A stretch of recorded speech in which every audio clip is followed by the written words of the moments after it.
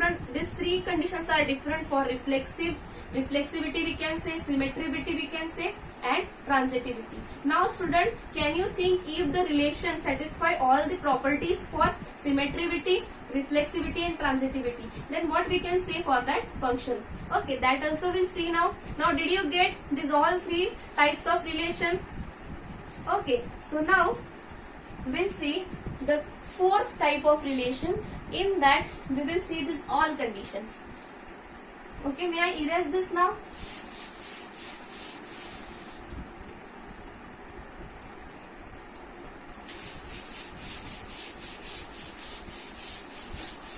So we have one more type of relation. In that we can combine these all conditions or all types. So that is the fourth. This is very important. Now this topic, various type of relation in CBSE board exam, for CBSE board exam for standard 12, you are having this syllabus. So please see it carefully. In first chapter only relations and functions. We have this various types of relations are included. So in first chapter only we will see. Means now we have seen. So in 12th standard also the same topics are there in the first chapter. So we will start with the fourth type, that is equivalence relation.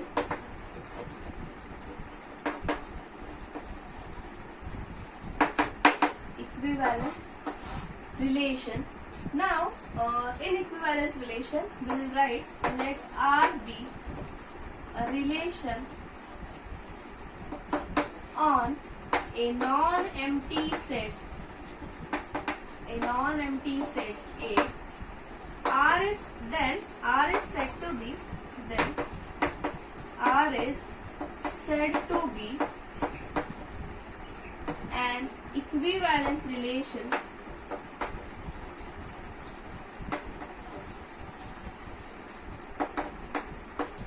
if first relation R, which we are said to be an equivalence relation if it is reflexive relation. Second, symmetric relation.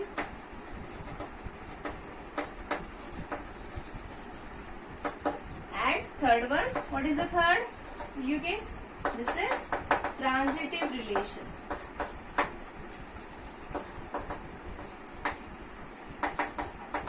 Transitive relation. Getting? So your relation R, which is defined on non-empty set A, is said to be an equivalence relation if R is reflexive relation, symmetric relation and transitive relation. Means in equivalence relation, suppose we can say this R said as an equivalence relation, then R must be reflexive, then symmetric and transitive. Okay, if R is equivalence relation, then R must be reflexive, symmetric and transitive. Then only we can say that R is an equivalence relation. Getting now? So this all various types of relations which are reflexive relation, symmetric relation, transitive relation and equivalence relation we have seen. Now we'll see its examples. First one, let R be a relation on Q. Now what is Q? Q is a set of irrational numbers. We'll see the example. Now we'll see examples.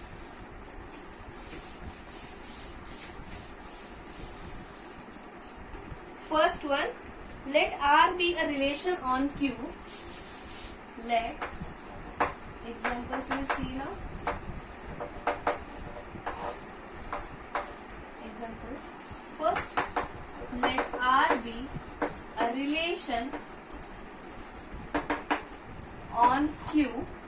Q is set of rational numbers defined by defined by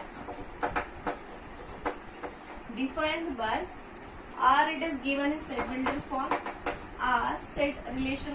Relation set R is a set of all ordered pairs A comma B such that AB belongs to Q. AB belongs to Q. Both components were taken from Q, and A minus B belongs to integer. A minus B belongs to integer. Okay.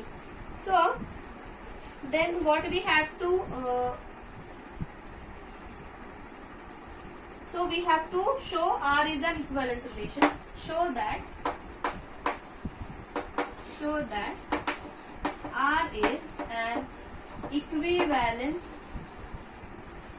relation.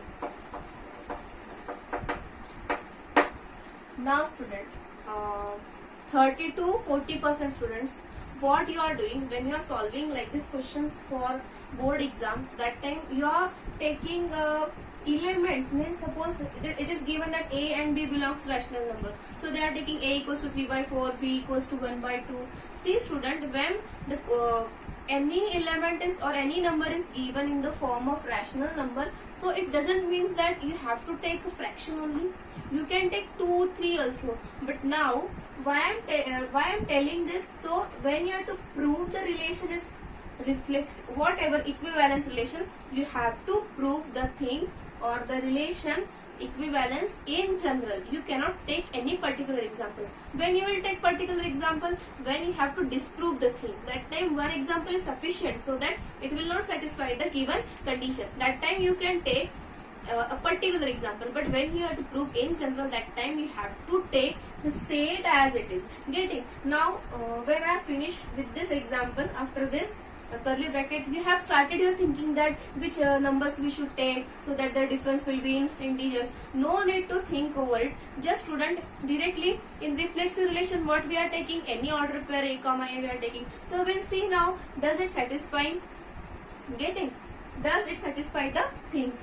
Okay. So first one, to prove R is an equivalence relation.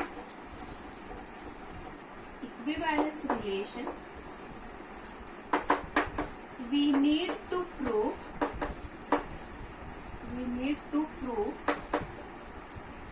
R, first reflexive,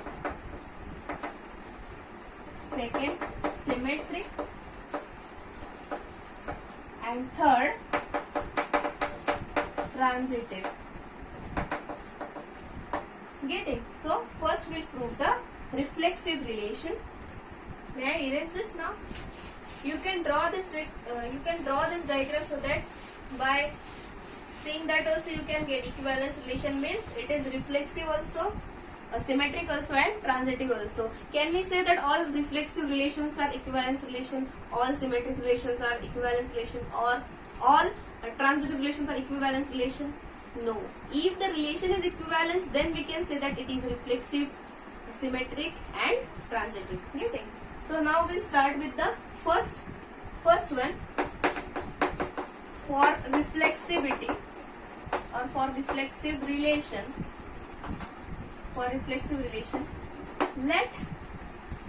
let any element Q. Okay. Then let A belongs to Q. Then A comma A will be equal to 0. Is it? If we are subtracting the number from itself, then it will be 0, and 0 belongs to integer.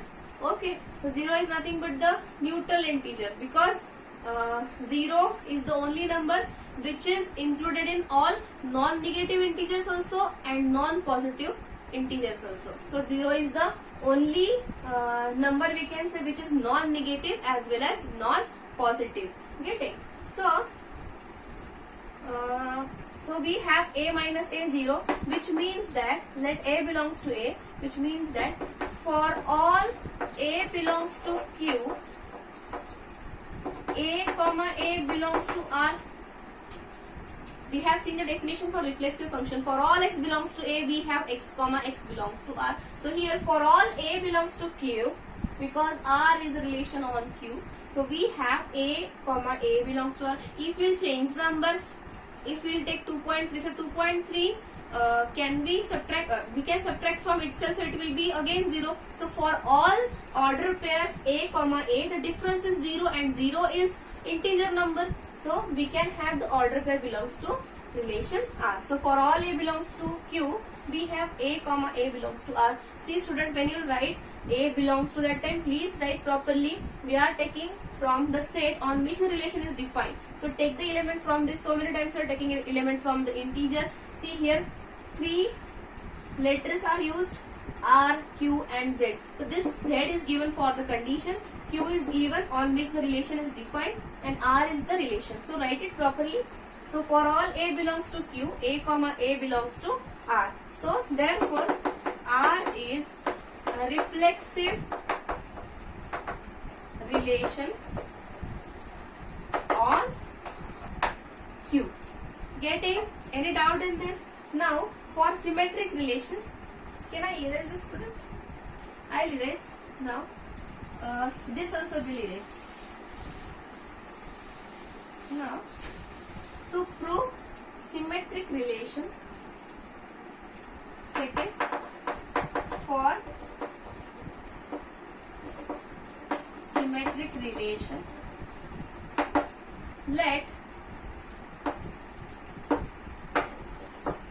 A, B, only elements A, B belongs to Q, and order pair A comma B belongs to R. Now if A comma B belongs to R, which implies A minus B, whatever the subtraction will be done, which belongs to Z, and we know that numbers and its additive, if the number is there in set of integer, then its additive inverse will be also there in set of integer. Getting, because this is a binary operation.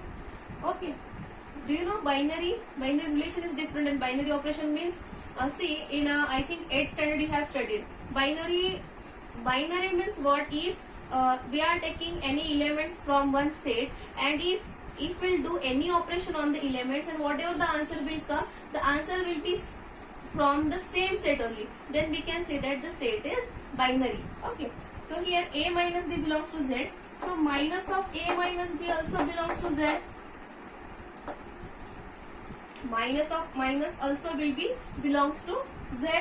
Okay, so what it will be then? Which means that minus A plus B belongs to Z. So we can rewrite this as, I will erase this. We can rewrite this as B minus A belongs to Z. So this is equal to B minus A belongs to Z. If B minus A belongs to Z, so can we write the order pair like B comma A belongs to R, B minus A belongs to Z, and B comma A or A comma B already we have taken from Q. So if we have taken two elements from set of rational numbers, and the difference of B and A, that is B minus A, belongs to Z, so can we take the order pair B comma A, which will in R. So for AB, therefore for AB belongs to Q, we have, for AB belongs to Q and A comma B belongs to R, we have B comma A belongs to R. So what is relation R? It is definitely a symmetric relation. Therefore R is a symmetric relation. Therefore R is a symmetric relation. Okay, any doubt in this? So we have proved reflexive and symmetric relation. Now we'll prove the relation R is what? The third one, that is transitive relation. Okay, so this only I will erase now. So third, transitive, for transitive relation,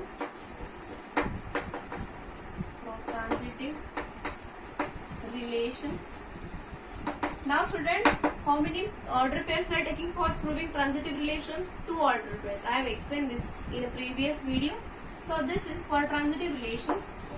Let A, B, C belongs to Q and A comma B and B comma C belongs to R, which means that A minus B belongs to Z and B minus C belongs to Z. If both belongs to Z, then their addition must be belongs to Z, is it?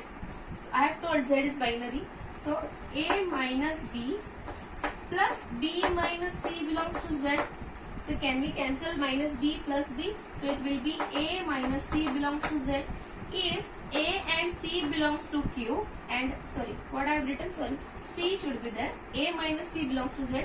So for A comma C belongs to Q, we have, here I will write, for A comma C belongs to Q, we have A minus C belongs to Z. So which implies that A comma C belongs to R. So what we got for AB, order pair A comma B and order pair B comma C belongs to R, we got A comma C belongs to R. So clearly your R is transitive